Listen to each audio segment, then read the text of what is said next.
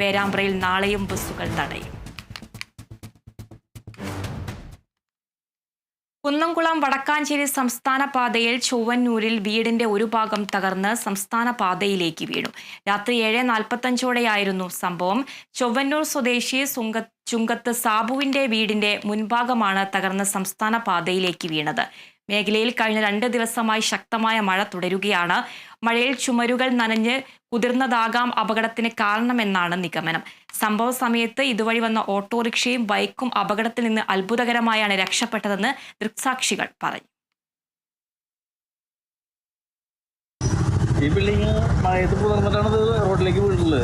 റോഡിൽ കൂടെ ഏത് നേരം വാഹനങ്ങൾ സഞ്ചാരമുള്ള സംസ്ഥാന പാതയാണിത്.